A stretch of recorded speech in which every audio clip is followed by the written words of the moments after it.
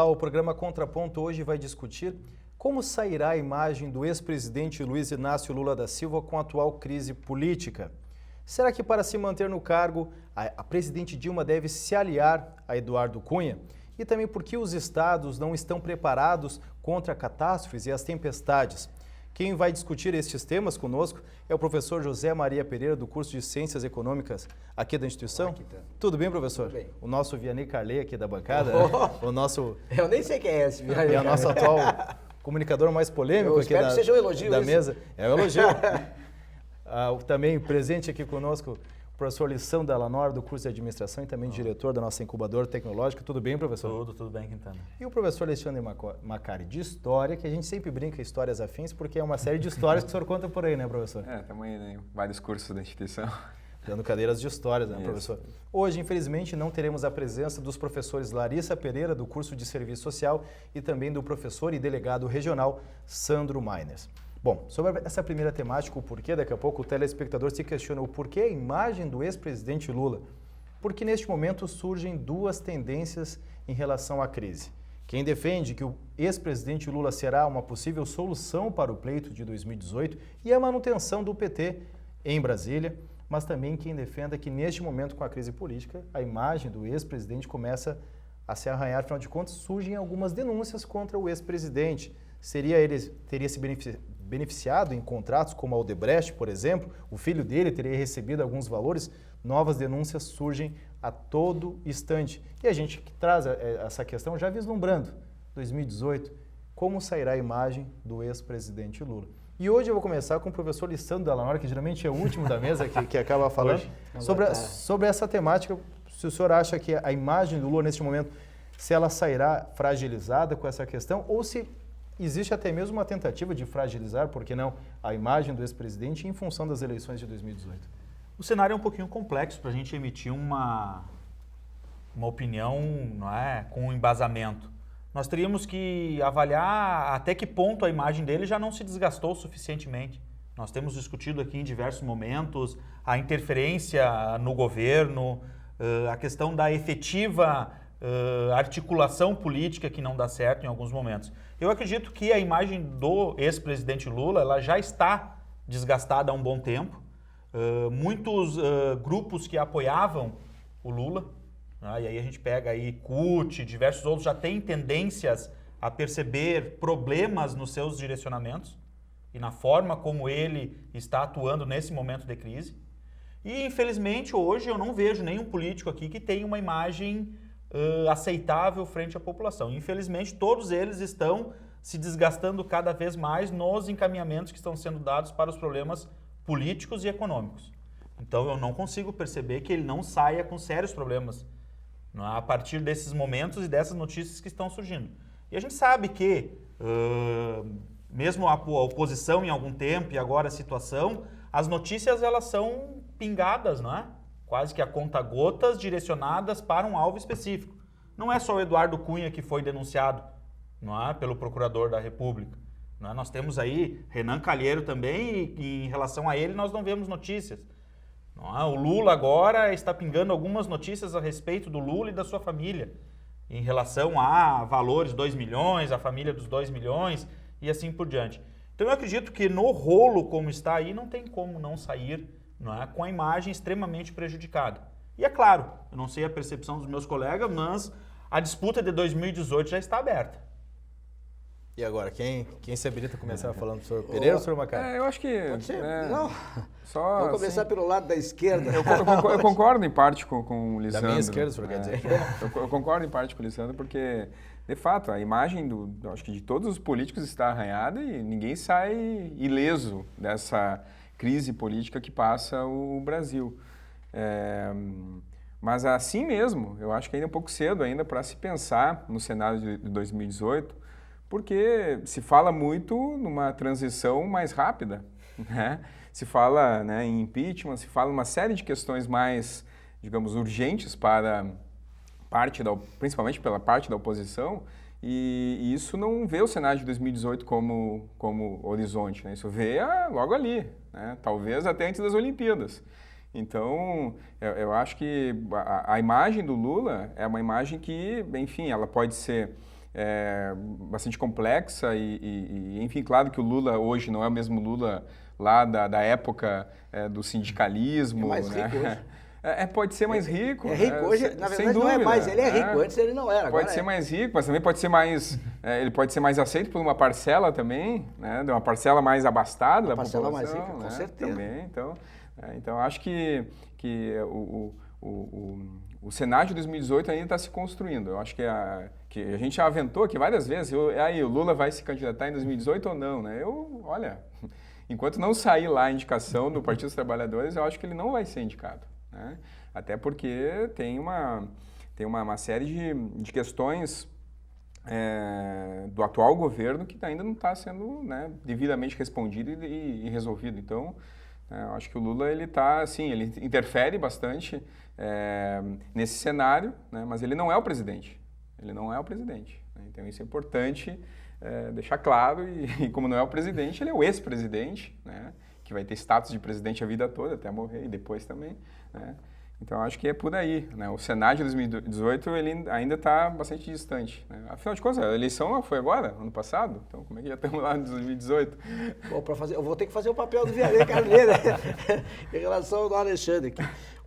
Só para os telespectadores ou telespectadores que não acompanham o futebol, né? O Vianney Carneiro é um comentarista. Antes ele era repórter, né? Tem uma longa trajetória no... Vianney Carneiro eu conheço ele. Comentarista. É o que comparou um jogador do Inter com o Messi, né? Mas eu acho que eu considero um elogio isso que o Quintana fez, me comparando com o Vianney Carneiro. Porque no caso do Vianney, ele realmente dá a opinião dele, né?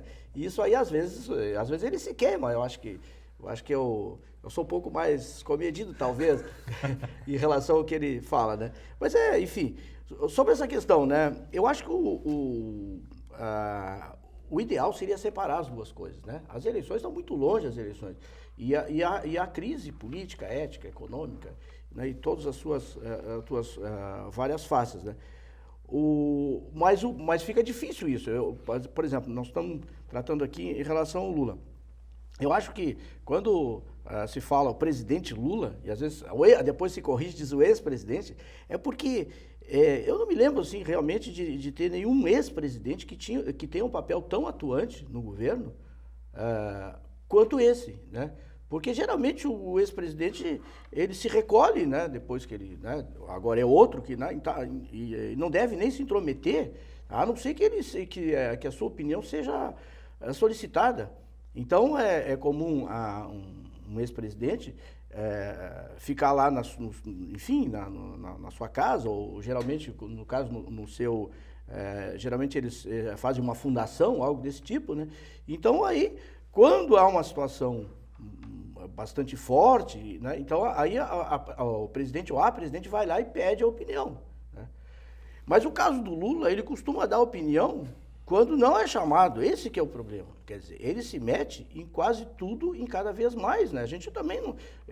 praticamente a troca de ministros foi quase uma imposição do Lula, né? E claro, a gente pode pensar assim, o Lula está agindo sem nenhum interesse, nesse caso, ou o Lula está agindo pensando na própria substituição da presidente Dilma? É difícil separar essas coisas, sabe? Eu acho difícil.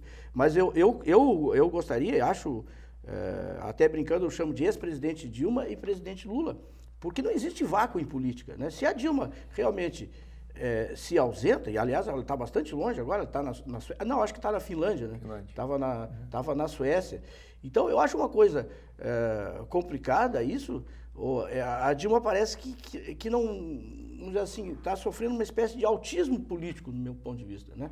Quer dizer, ela se afasta, viaja quer dizer, eu acho que com uma crise desse tamanho, o ideal é que ela ficasse aqui e tentasse costurar, e não ficar por telefone dizendo para o assessor A, o assessor B, não sei o quê. Então a gente vê que agora o Instituto Lula se tornou uma entidade importante no cenário político, né?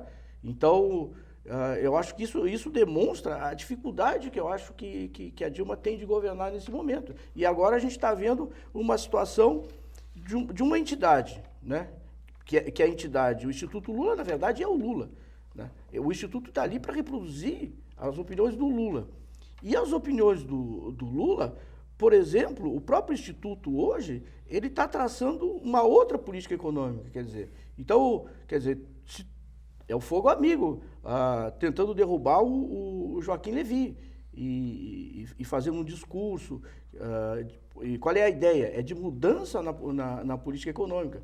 Mas eu acho que aí eu vou usar uma expressão do próprio Lula, que tempos atrás ele falou, na primeira gestão, ele falou isso, não dá para dar um cavalo de pau no transatlântico, né? E é mais ou menos isso que ele está tentando fazer. Como é que tu vai mudar uma política de ajuste, corte de gastos, para um outro tipo de política que seja de gasto? Eu acho muito complicado isso. É um outro governo dentro de um governo. É isso que eu acho complicado. Pois é, professor Pereira, mas aí falaste da interferência do Lula em relação à questão dos ministros e tal, mas justamente o ministro da Economia não é, digamos, do mesmo perfil, né, do pensamento do presidente Lula. E o Lula está querendo derrubar Então, assim, qual é o poder que o presidente Lula está tendo, se ele é o presidente, né?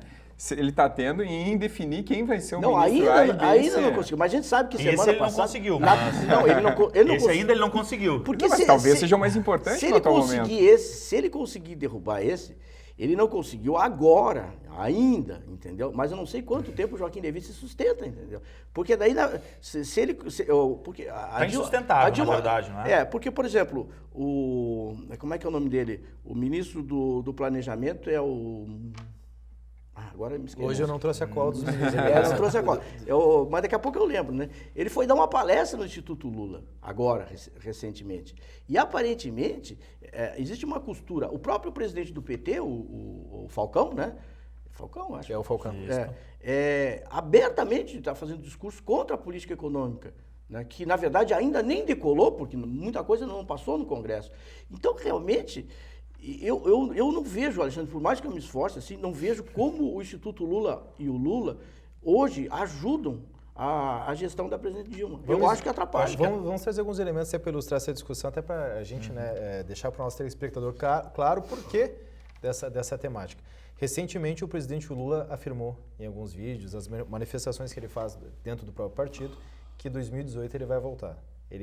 Aquela coisa que o pessoal aclama, o Lula, ainda mais dentro da sede do partido, dizendo 2018 eu vou vir, eu vou voltar, e esse pessoal que está falando mal de mim vai ter que me engolir, quase a Lazagalo, assim, né, o discurso dele.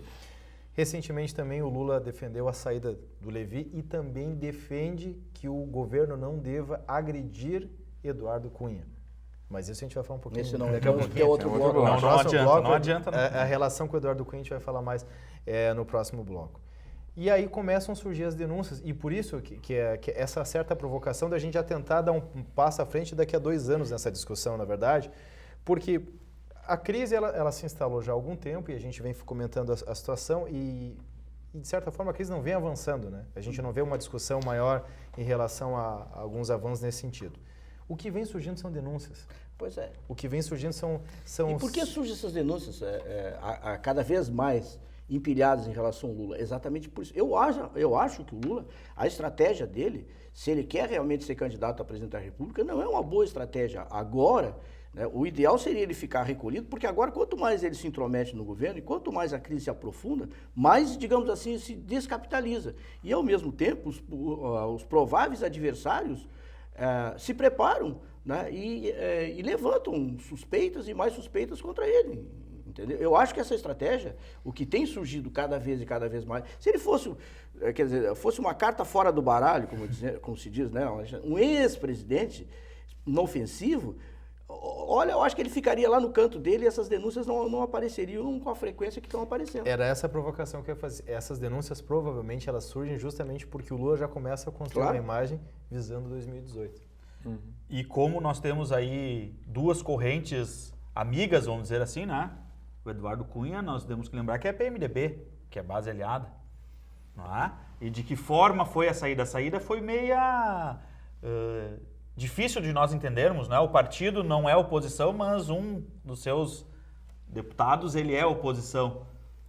E hoje nós estamos vendo aí uma mudança, não é? E a própria questão da imagem do Lula, que é o nosso tema nesse momento, ele acaba sendo mais afetado ainda nessa interferência, e infelizmente ele está interferindo, né, de alguma forma, talvez não direta, porque se fosse direta já teria tirado o Levy, talvez, mas indireta, porque o próprio partido e o presidente do partido já deu a chancela que o Levy tem que sair, a Dilma respondeu na sua viagem lá que não, que quem sabe é ela, desse processo.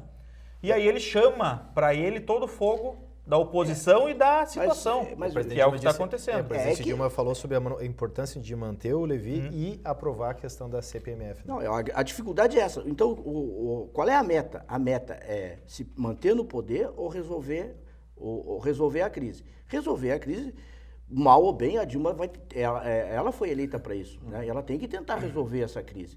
Né? Quanto mais ela se omite, como eu disse, insisto, não existe vácuo em política. Quer dizer, outros personagens aparecem. O próprio Ciro Gomes agora apareceu, que aparentemente estava fora de combate. Né? E criticando o ex-presidente. E óbvio, criticando porque ele vê esse espaço e vê no Lula um futuro concorrente, entendeu? Sim, porque ele também então, está, né? É oportunismo.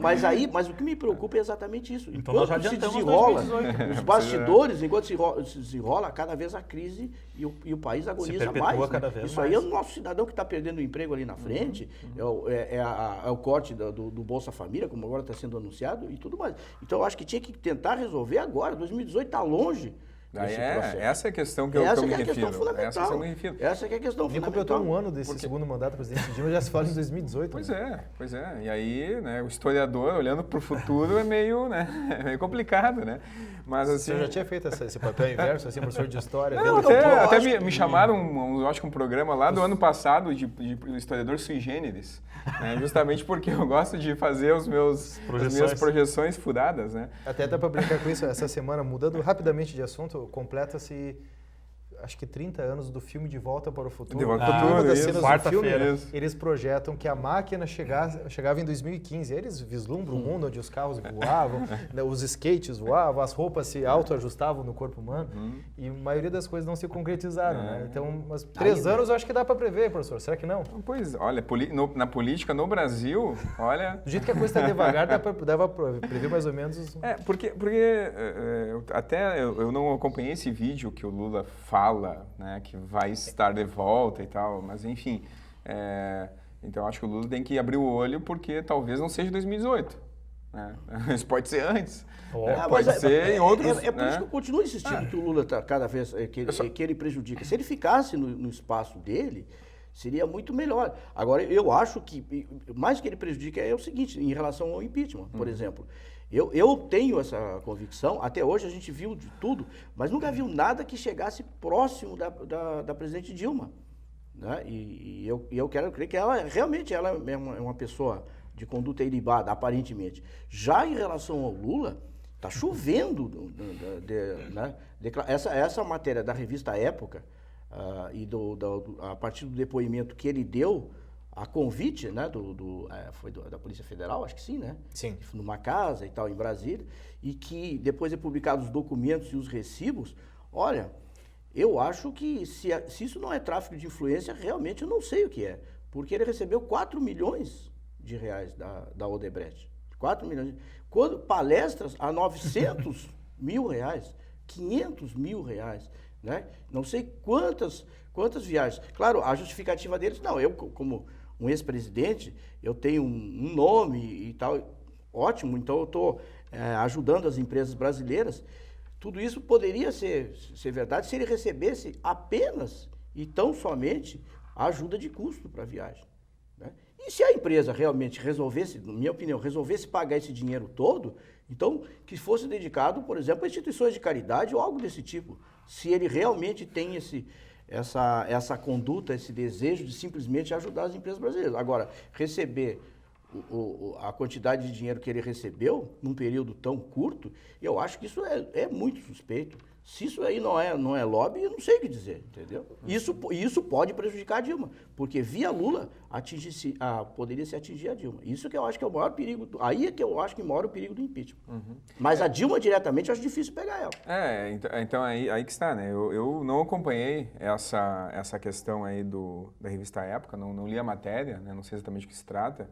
Mas conhecendo revistas como a Época, a Veja, até Isto É já está entrando nesse mar aí, né? a gente sabe, né, bem o editorial que elas cumprem, né? E, enfim, Sim, mas tem os recibos, quer dizer, se isso é declaração falsa, por exemplo, tu imagina o processo que o Lula poderia meter contra a revista. Pois Aí é, a gente e que, sabe. assim como a Veja está respondendo lá do Romário, né? Que já perdeu, inclusive. Mas até né? onde eu sei, o Lula não fez nada em relação a isso. Né? O Instituto Lula esperneou. O Lula não fala, só o Instituto Lula que fala. Esperneou. Agora, o que preocupa nessa história toda, sabendo da importância que a figura do Lula tem no mundo, né? O quanto ele levou o nome do Brasil e quantas pessoas identificam no Lula um político que representa o Brasil fora.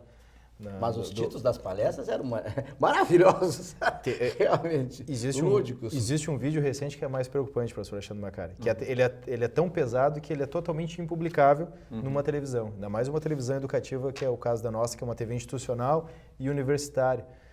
Um vídeo onde um ex-presidente fala os maiores palavreados de baixo escalão que o senhor imaginar, assim, referindo-se justamente às revistas que o senhor acabou de mencionar, falando sobre as acusações, porque não tem só essa questão do lobby em relação ao Odebrecht, também tem a acusação que o Baiano, na delação premiada, falou que o filho dele teria recebido 2 milhões, já tem também denúncia em relação à nora do ex-presidente Lula, mas onde o presidente Lula ele usa um palavreado que não combina com a figura que ele representa para o país, né? Um ex-presidente falando, utilizando o palavreado que ele utilizou. E esse é vídeo agora do fim de semana. Né? Isso aí as pessoas têm fácil acesso na internet, mas preocupa. Porque eu acho que até o próprio presidente já começa a ver que existe um ataque, como o professor falou, com certeza se ele estivesse em anonimato, talvez algumas denúncias nem surgiriam. Como ele é uma figura que aparece nos bastidores conversando diretamente com o presidente Dilma, onde ele tem grande influência, e já se manifestando em alguns momentos que ele pode sim vir a se candidatar novamente, começam a surgir algumas coisas que a gente não tem certeza o que é real, o que é boato. Que a leitura dos adversários é que a Dilma é uma presidente fraca, com essa ideia, entendeu? Ela é fraca. Então daqui a pouco o pessoal já vai direto no Lula.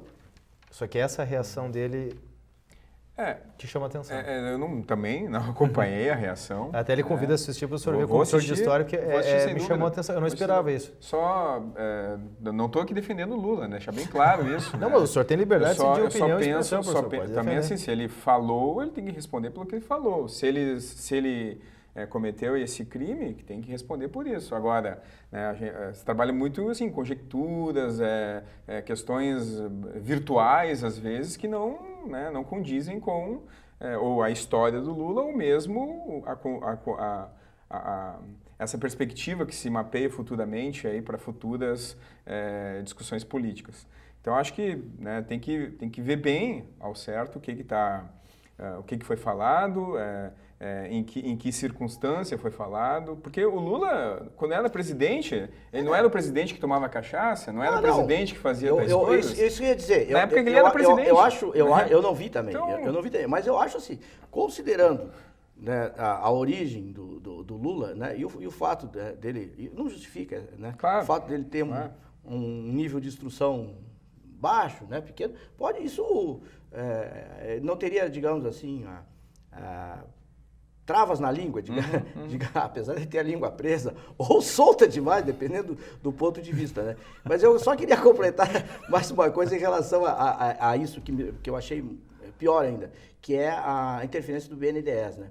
Porque o BNDES é um banco público nacional e que ele trabalha com recursos dos trabalhadores. A maior parte dos recursos do BNDES é do FAT.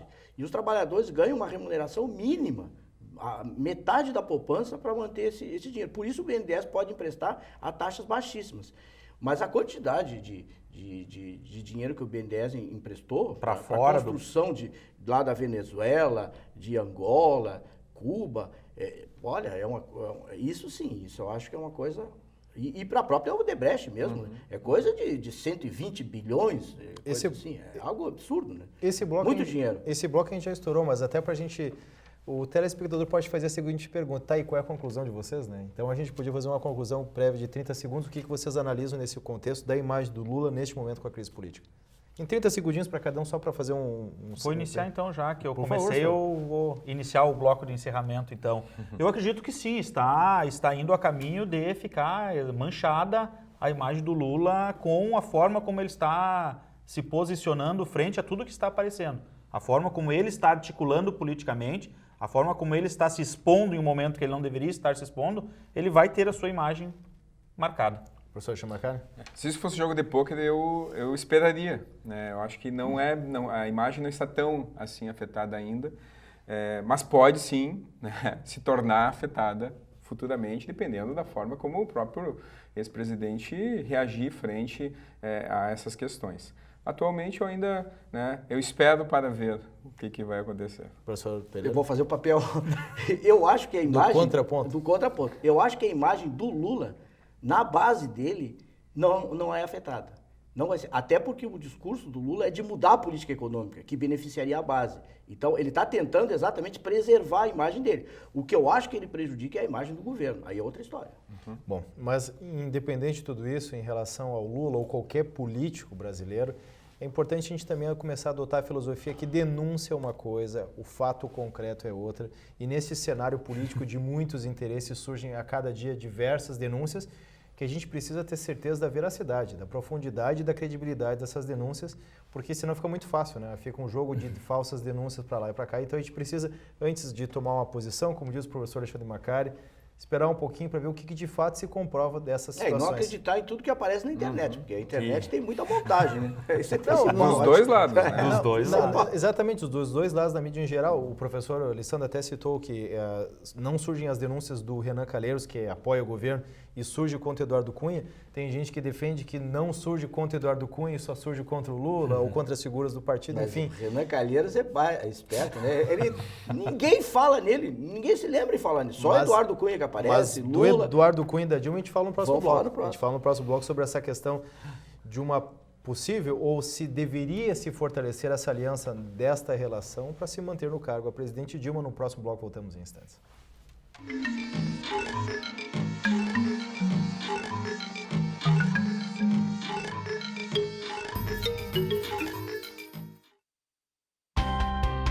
Vestibular de verão do Centro Universitário Franciscano. Inscrições até 26 de outubro pelo site unifra.br. Prova única 1º de dezembro.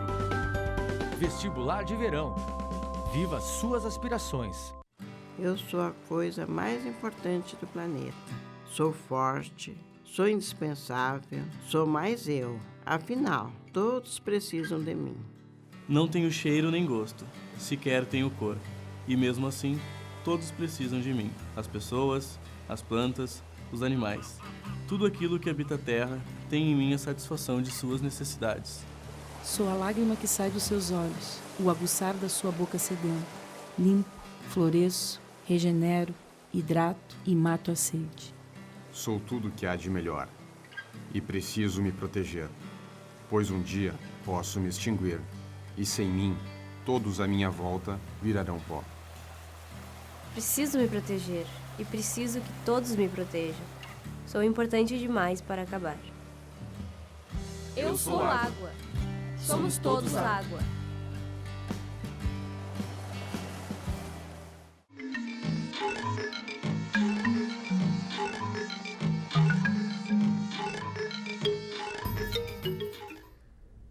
Ainda seguindo falando do contexto político brasileiro, no primeiro bloco a gente falou sobre o ex-presidente Lula, a questão da imagem, se ela será afetada negativamente ou positivamente neste cenário. E a gente agora fala da presidente Dilma e a relação com o presidente da Câmara dos Deputados, Eduardo Cunha, porque a cada semana surgem novas notícias e boatos. Pedido de impeachment. Eduardo Cunha nega que vai revisar as contas da presidente Dilma em 2015. Eduardo Cunha afirma que vai abrir o processo de impeachment, vai aprovar a abertura do processo. A verdade não é nem a cada semana, é a cada 2 dias. Né? A gente tem o costume aqui, entre nós, participantes do programa Contraponto, em trocar as pautas até sexta-feira da última semana. Isso está ficando quase que inviável, porque a cada dia surge. Na última semana, algumas frases em relação a este tema. Cunha só salva Dilma se for salvo primeiro. Inclusive, ele afirmou que se ele derrubasse a presidente Dilma, a oposição derrubaria ele. Então, ele não tinha pressa para essa questão do impeachment. Nos bastidores, se fala que o Cunha queria ser salvo para depois salvar a presidente. Não há chance de deflagrar impeachment, frase do Cunha. Um dia depois, Cunha nega acordo para evitar cassação. E depois, a manchete é que novas denúncias tentam desqualificar o impeachment, segundo Eduardo Cunha. Então, são várias frases que são opostas numa mesma semana. E hoje já tem novas denúncias. Cada um tem uma carta na manga. A carta na manga que o Cunha tem são 50, parece 50 pedidos de impeachment que tem lá. E qual o poder dele? Até é importante explicar. Acho que cada deputado pode fazer, né? Mas muito mal formulado. Mas a aprovação para que se vá à votação parte do presidente da Câmara, né? Ele tem que aceitar, né? Ele tem que aceitar o pedido para levar à votação. E até agora ele não aceita, quer dizer, na verdade ele está cozinhando isso em fogo brando. E qual é a troca? A outra carta na manga que o governo tem é a comissão de ética, que o governo aparentemente tem maioria. Então, segura lá na comissão de ética, não deixa votar a cassação do Cunha, que eu seguro o impeachment daqui, tu segura daqui que eu seguro de lá. E, de novo, aparentemente, quem estaria por trás dessas tenebrosas transações seria um personagem principal, que a gente já falou há pouco, que é o caso do Lula, e aí outros personagens que trabalham muito bem nos bastidores, que é o caso do Renan Calheiros, que não aparece, né? E o Renan Calheiros, o Temer, etc., que estão fazendo esse jogo lá. Então, fica... Mas em algum momento alguém vai ter que dar o primeiro passo. Acho que a Dilma, veja, a posição da Dilma atrapalha essas transações, porque a Dilma agora, há pouco ela se referindo sobre isso, ela criticou abertamente o Cunha em relação às contas na Suíça que apareceram. Então ela criticou. Isso daí atrasou, e aí ele já torpedeou de cá, já ameaçou de cá. Então, quer dizer, o pessoal do deixa disso é que está levando a melhor nesse momento. Nem um lado, nem um outro, né? Mas eu acho que em algum momento alguém vai ter que pagar para ver, né? Eu esperaria, honestamente, que fosse o governo, né? Porque acho que as provas em relação ao Cunha são inequívocas, né? Ele não tem a mínima condição de ser presidente da Câmara dos Deputados. E concordo com o professor Pereira nesse sentido, né? Porque, de fato, as últimas... Primeiro que ele fala que não tinha conta na Suíça, aí os caras vão lá, e essas aqui são de quem? Né? A mulher dele lá tinha uma série também de bens lá que apareceram. Então, o Eduardo Cunha, de fato, né? Ele é muito assim, articulado politicamente, mas falta uma perspectiva que acreditar nele. Desculpa te interromper, mas eu acho assim, tipo de pessoa que tu tá com a prova na frente dele e ele tá negando, entendeu? Ele tá, por exemplo, ele tem 2 carros, 3, né? 2 Porsche, não sei o quê.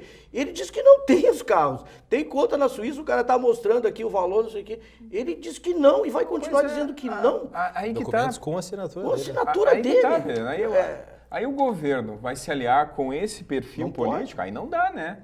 Aí não tem como tu defender, né, por mais simpatizante que tu seja lá da Dilma, né, do Temer, enfim, de todos que estão no governo, né? Não tem, porque, enfim, o Temer é evidente que vai tentar proteger alguém que fosse do seu partido, né? Mesmo que esse esteja articulando ali, agora até um pouco menos, né? Mas, né, tentando fazer jogo, né, político. Então, aí que aparece a crise ética. Aí que aparece a crise ética. Mas eu acho que o problema da governabilidade se dá aí, quer dizer, a Dilma não pode ficar com essa espada de Damocles na cabeça o tempo inteiro, entendeu? Ela está com essa espada o tempo inteiro. E se ela não resolver esse jogo, quer dizer, em um determinado momento, é mais ou menos como um duelo, né, no faroeste. Quem é que atira primeiro, entendeu?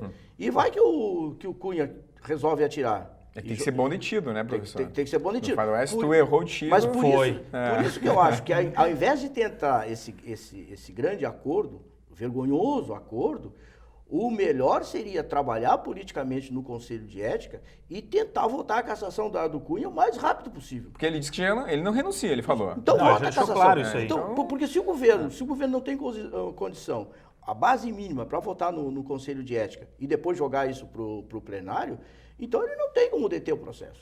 Eu vou ter um pouco de precaução, assim como o professor Macari, né, teve aí nas colocações do tema anterior. Mas é um cenário muito estranho se nós vamos ver essa questão ética aí que nós colocamos agora na mesa em relação a Cunha e Dilma. Tem que ter alguma outra coisa mais forte por trás. Eu não consigo não ter essa percepção. Um senso quase que comum que existem outras cartas que entre eles estão circulando e nós ainda não estamos sabendo. Porque é muito difícil hoje, do que nós já estamos sabendo em relação ao Cunha, fica tudo por isso mesmo. E está ficando tudo por isso mesmo, está se movimentando, se articulando para que vire pizza de novo. Ou pelo menos por muito tempo ficou. Ou por muito tempo vai ficar ainda nesse... Então tem alguma coisa estranha. Talvez o cenário de articulação política aí ele está muito nebuloso. Não é? Nós temos aí algumas correntes que não têm mais uma certa ideologia, que é o que nós já discutimos em algum momento, onde nós temos partidos que têm a sua ideologia clara. Nós não temos, e até onde aqueles que ainda possuíam alguma estão mantendo a sua ideologia. Não é? Nós estamos vendo aí alguns partidos, não, vamos montar um requerimento para tirar o Cunha. Bom, já teve uma articulação do próprio presidente Lula dizendo, integrantes do PT, retirem, não ataquem. Isso foi, não é, registrado. Como que nós conseguimos conviver com esses cenários tão conturbados? E é claro, eu acho que, e concordo com o professor Pereira, que tem que partir do governo. O governo tem que botar o machado no toco e dizer, não, isso é certo, não está correto nós continuarmos assim, o Cunha tem que sair e acabou. E eu acho que ele não consegue agora se manter. O Lisandro tocou num assunto interessante aí, que é a questão da posição do PT, né? O PT não está unido nesse processo aí. Tanto não está unido em relação à gestão econômica do Joaquim Levy e em relação à questão do Cunha. Porque os partidos que fizeram como é que chama? O pedido... A denúncia. A denúncia de afastamento, né, que são os partidos menores, PSOL e outros, o pessoal alguns deputados do PT, parte do PT, não está querendo assinar. Não está querendo assinar. Então, aí a gente vê que esse grande acordo, ele realmente existe, não é só boato. Não, mas recentemente teve uma reunião, inclusive, do ex-presidente Lula com o Eduardo Cunha. Isso foi bastante comentado num período... A gente teve há 2 semanas aquela questão inclusive durante o programa aqui estava ocorrendo a votação do Tribunal de Contas da União em relação às chamadas pedaladas fiscais do fim do governo de 2014, do antigo mandato, digamos assim, da presidente Dilma. E logo após que o tribunal não aprovou por unanimidade as contas, se criou uma espécie de furor da oposição em relação à possibilidade do impeachment. Então, o que o... É que tem esse daí, o pessoal que está pescando em águas turvas. Então, por exemplo, quando saiu esse requerimento, né, puxado pelos partidos menores, né, logo muitos se dispuseram a assinar. O próprio PSDB se dispôs a assinar, ou pelo menos a maioria deles. E logo depois recuou do processo. E aí casualmente, eu estava vendo na TV Câmara, né, e aí estava um orador do PT falando, não me lembro muito bem qual era, e ele dizendo isso, não, porque o PSDB saiu. Daí estava o Aloysio Nunes, né, que é senador, né? Então era no Senado isso. E aí ele disse assim, tudo bem, mas vocês também não assinaram. Parte do PT também não assinou. E aí ele disse, não, realmente, isso aí é verdade. Então veja como é que está complicada essa situação. E eu acho que a coisa no Congresso está difícil de resolver. Onde é que é o poder mais demorado seria o Judiciário. Porque a coisa está correndo paralelo no Judiciário. E eu acho que a esperança vai o Judiciário resolver.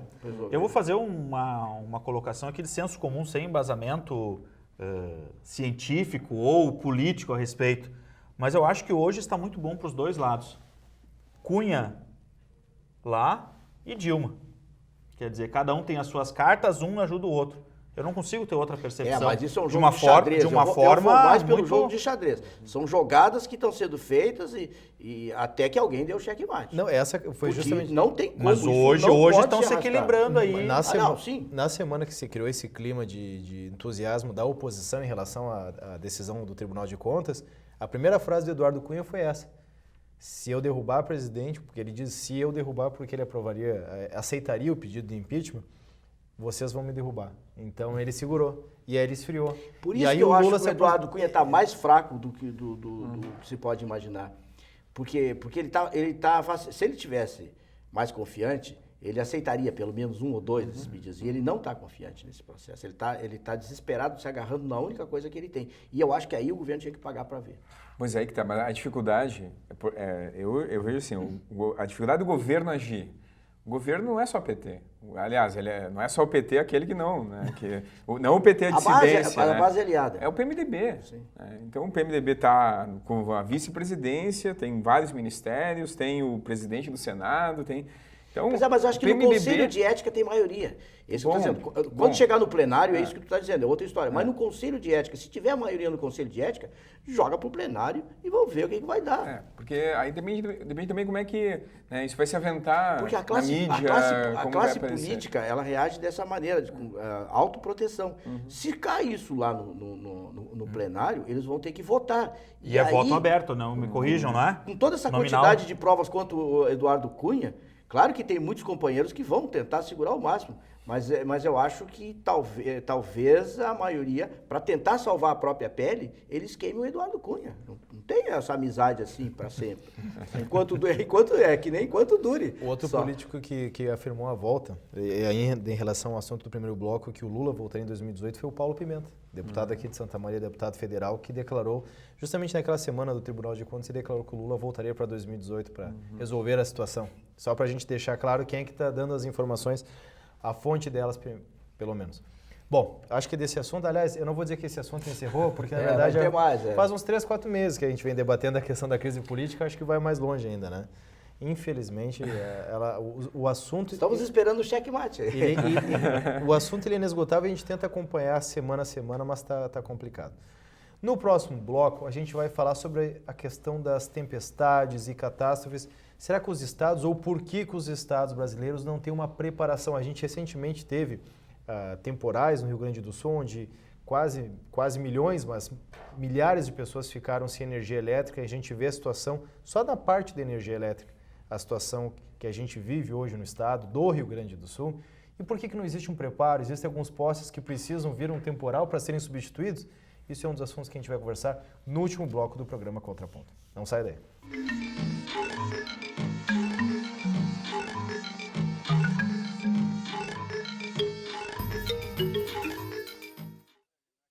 Pedrinho é uma criança especial, que enfrenta dificuldades diariamente. Para passar por tudo isso, conta com seus fiéis amiguinhos escudeiros, que o ajudam a vencer cada obstáculo. Sem eles, Pedrinho nunca conseguiria enfrentar o temível dragão, que impede que todos levem uma vida feliz no castelo. Para quem enfrenta um dragão por dia, uma mão amiga sempre é bem-vinda. Por isso, Pedrinho precisa da sua ajuda também. Contribua com a Escola Antônio Francisco Lisboa e transforme a vida de vários Pedrinhos. Aqui, estamos em busca de nossos sonhos. Conhecemos pessoas com interesses semelhantes e ideias diferentes. Estudamos nossas matérias preferidas, aprendemos, debatemos e construímos. Agora é fazer o presente para se alcançar o futuro. Aqui, estamos vivendo nossas aspirações. Vestibular de verão do Centro Universitário Franciscano. Inscrições até 26 de outubro pelo site unifra.br. Prova única 1º de dezembro. Vestibular de verão. Viva suas aspirações.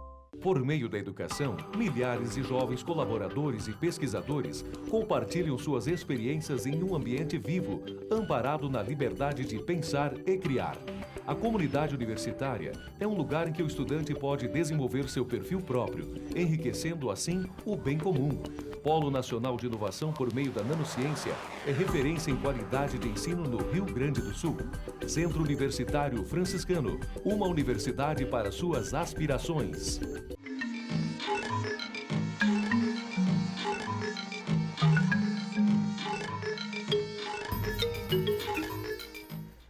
Último bloco do programa Contraponto, agora falando sobre a preparação dos estados brasileiros em relação a tempestades, algumas catástrofes. A gente recentemente viveu no Rio Grande do Sul alguns temporais, alguns excessos de chuvas ou chuvas que não eram esperadas para o mês de outubro e a gente viu quantas pessoas ficaram desabrigadas, desalojadas.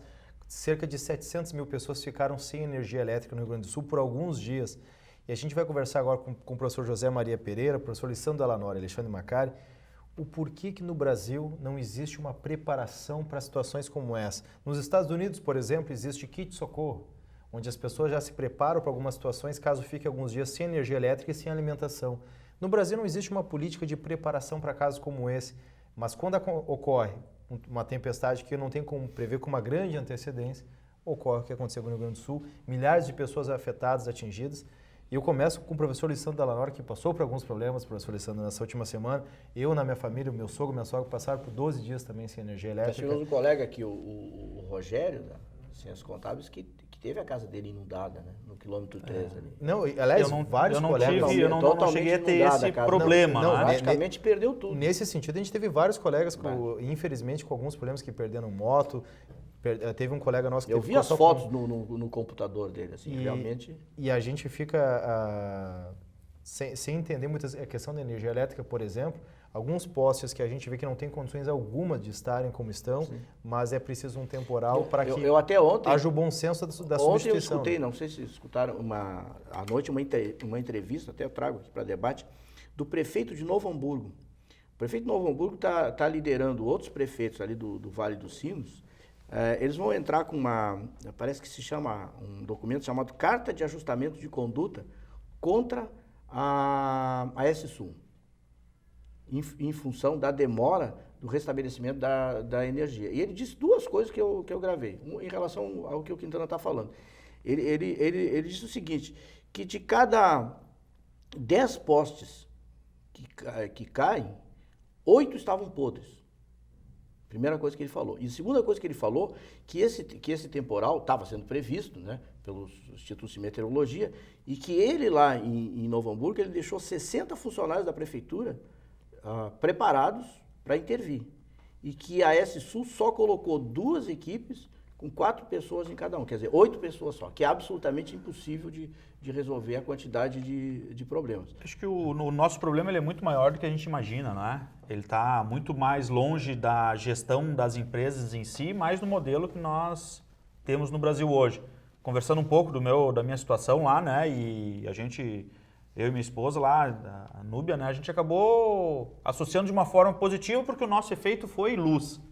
Não é algo muito mais aquém do que quem perdeu casa, todos os seus móveis, nós tentamos nos ajustar de alguma forma. Mas eu vou dizer para vocês, chegou segunda-feira, depois de 96 horas sem luz, que tu acaba quase perdendo a razão. Tu tem que muitas vezes contar até 10 e começar a fazer todo um diálogo interno para te entender, principalmente porque eu venho da área de telecomunicações, eu sou eletrotécnico de formação técnica, eu convivi mais de 20 anos com serviços na rua e tu sabe muito bem a precariedade hoje que os nossos sistemas concessionários, energia elétrica, telecomunicações, mas supostamente água, foram privatizados e desnacionalizados para melhorar da eficiência. Mas o grande problema foi a forma como foi gerado o modelo a partir daí. Vamos pensar em agências reguladoras. Temos hoje notícias aí que a S-Sul tem 19 milhões em multas por falta de atendimento. Mas ela vai entrar na justiça, vai fazer recurso, outro problema. Quem não vai pagar. Outro problema. Por que subiu a luz 40 e poucos % nos últimos meses aí, nos últimos tempos? Não é porque as empresas tiveram prejuízo? E as empresas de energia concessionárias não podem ter prejuízo? E aí nós pagamos a conta? Então, quer dizer, virou uma bola de neve que as empresas não estão se preocupando com um bom atendimento. E algumas notícias colocaram, e algumas pessoas colocaram, nós nos tornamos refém das empresas de energia. E infelizmente eu não vejo outro caminho. Eu não posso trocar. Telecomunicações ainda eu troco, indiferente do serviço. É que nós saímos do monopólio estatal, e que é ruim, um monopólio privado. Um monopólio privado, que é muito pior. Que é o cenário que nós estamos lá. Na verdade, se a gente for reconstituir a história do Brasil, a gente vai ver que as primeiras empresas da área de energia, telecomunicações, por exemplo, a energia, no caso do Rio, São Paulo, era a Light. E o que aconteceu ao longo desse processo? Qual é o que interessa para essas empresas? É ter o maior lucro possível. Né? Investir e mandar para os seus acionistas lá no exterior. Então, durante o regime militar, aliás, antes aqui, por exemplo, o Brizola, quando era governador, ele desnacionalizou a empresa. A CRT, na verdade, era uma multinacional, que era, acho que era holandesa, eu acho. A ITT, não acho que eu não sei. Não, acho que era holandesa na época. O Brizola desnacionalizou, daí o ódio do capital estrangeiro em relação ao Brizola. E fez isso. E os militares completaram o resto, investiram, montaram todo o sistema de telecomunicações. E aí vem os anos, aí fica os anos 80, principalmente, ninguém mais investe nem em eletricidade, e muito pouca coisa, né? E o que investiu foi os militares, fazendo Itaipu, as grandes obras, né? E aí abre-se, a partir dos anos 90, o Collor, a abertura ao capital estrangeiro e a privatização que vem com o Fernando Henrique Cardoso. E a partir daí se monta um modelo tipo norte-americano, com agências reguladoras bem pequenininhas. Que não tem poder nenhum. Que não tem nenhum poder de gestão. E aí nós vamos lá. Só para a gente não fugir da só pauta queria central. reconstituir a história para ver que... Esse nosso bloco é o mais curto, o último, geralmente, que a gente se estende, e a gente, para tentar trabalhar essa questão Só da para preparação, complementar a questão de nós não termos a manutenção preventiva, postos estarem podres, na verdade as empresas atingem as suas metas de investimento. E os investimentos não são próprios. O Lissandro constrói uma casa, constrói um novo prédio.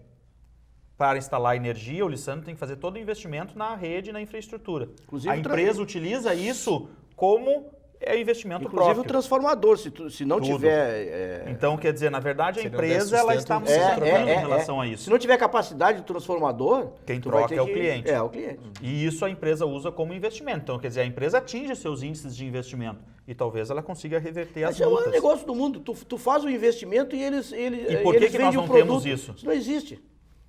Infelizmente, dá voto nós nos gerarmos toda uma proteção contra acidentes climáticos, porque nós não temos um histórico tão grande assim. Vamos falar a verdade.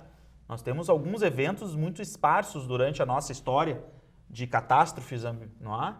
Chuva ou seca. Elas não são tão periódicas como outros países. E talvez por isso nós não temos a cultura. Não, com a gravidade, por exemplo, dos Estados Unidos, em relação a tornados, coisas assim, não. Mas em relação a cheias é bastante comum.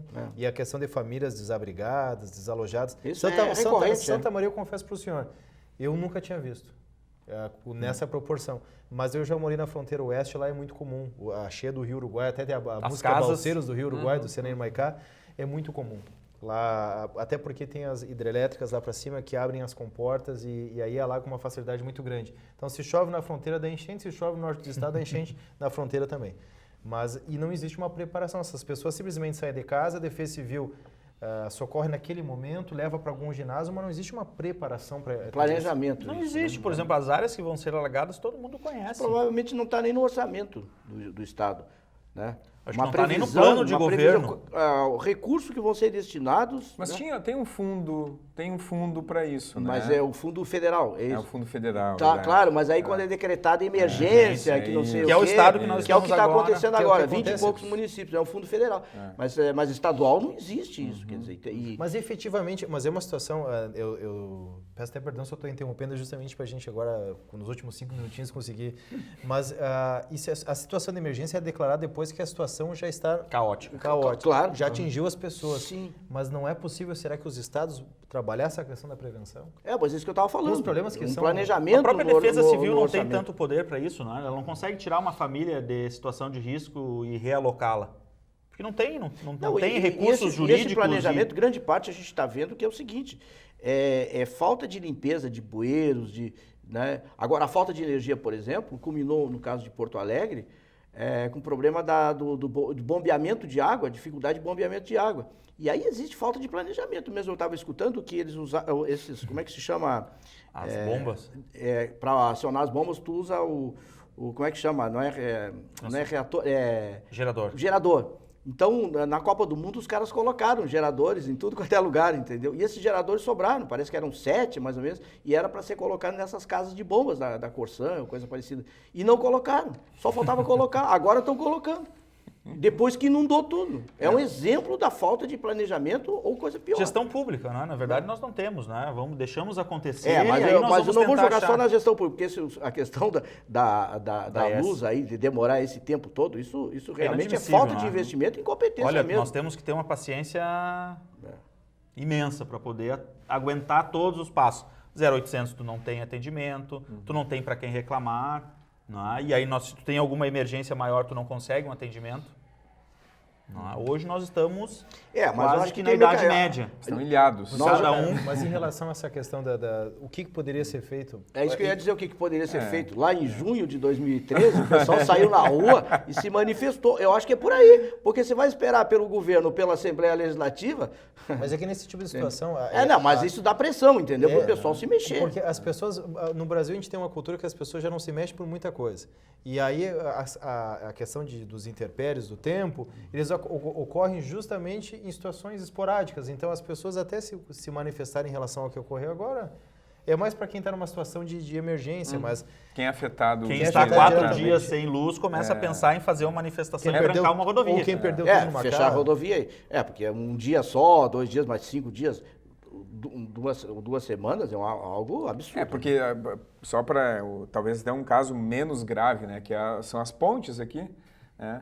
Quantos dias ficaram aqui em Santa Maria novamente ilhada, né, em relação à capital, justamente, né, em decorrência das chuvas? Vocês querem um exemplo? Por exemplo, nos Estados Unidos existem sinais de alerta. As Torres Gêmeas, foi dado um sinal de alerta nos Estados Unidos, ninguém sai da cidade, proibido sair para tal lugar, ou proibido ir para tal zona. Isso não existe aqui. É que lá a cultura do medo ela é mais forte. Enraizada. Ela é uma cultura do medo, ela é uma política de Estado, quase eu diria.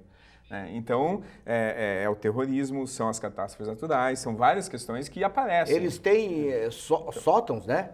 No subsolo, a maioria das casas tem, que eles fazem reservas de alimentos e tudo, porque também lá quando a coisa pega, é vendaval e ali não é pouca vendaval coisa. É pouca coisa. Mas isso aí é o país mais desenvolvido, né? Também é uma consciência da população que tem que começar a se desenvolver, né? Mas é o que a gente estava falando no começo do bloco, assim, porque a cada interpério, a cada tempestade, por mais que ele não tenha a proporção que em outros países, quando ocorre, geralmente são pessoas que já não possuem uma condição de reconstruir, recomeçar com facilidade. Por exemplo, o professor Lissandro falou da questão de luz, que eu citei o caso familiar também no começo do bloco, essas pessoas ficaram sem luz e o que estragou pode ter, de certa forma, como readquirir, nem que se leve um tempo. Agora, tem pessoas que perderam tudo e talvez pudesse ter tido um planejamento ou uma opção em situações como essa. Para que antes do ocorrido as pessoas já saibam, pelo menos, se eu ficar desabrigado, para onde é que eu vou? Eu sei para onde que eu vou. Porque aqui no quilômetro 3, onde inundou a casa do nosso colega, ele até tirou fotos, eu vi, onde passa a LL, e depois que começou a transbordar, eles foram lá e fecharam aquilo ali. Entendeu? Mas aí já não adiantava mais. Por que não fizeram antes isso? Nosso último minutinho, mas a questão seria, vocês acreditam que seria a manifestação popular, seria o principal caminho? Eu acho, quer dizer, eu estou dizendo isso, eu acho que quando o povo sai nas ruas, alguma coisa acontece. Entendeu? Quer dizer, eu acho que é porque vão ficar até o próximo episódio de novo, dependendo da bondade dos nossos semelhantes, entendeu? Isso não, acho que as pessoas têm que exigir os seus direitos, entendeu? Não depender da bondade dos outros. Eu acho que aí tem que sair na rua. Se sai na rua para tanta coisa. O que me preocupa é que às vezes precisa acontecer uma grande tragédia para aí sim efetivamente acontecer alguma coisa, e aí que assusta. É por isso a tentativa de discussão em relação a esse tema. Eu sei que é difícil a gente se aprofundar, mas não existe uma política em relação de prevenção. Hoje não existe nenhuma preocupação, eu acho, dos entes públicos e de muitos privados em se preocupar com a segurança em grandes eventos que causem problemas. E a tendência é acontecer cada vez mais. A natureza está respondendo ao desmatamento, a uma série de coisas aqui. O aquecimento global, enfim. E tudo mais. É uma pena, mas infelizmente nosso tempo já esgotou. Nós voltamos na próxima semana. Você pode mandar sugestões de pautas para o e-mail tvunifra@unifra.br ou no nosso facebook.com/tvunifra e rever este e os demais programas produzidos pela nossa TV no nosso canal do YouTube Unifra Online. Voltamos na próxima semana. Professores, muitíssimo obrigado pela participação de vocês. Tchau.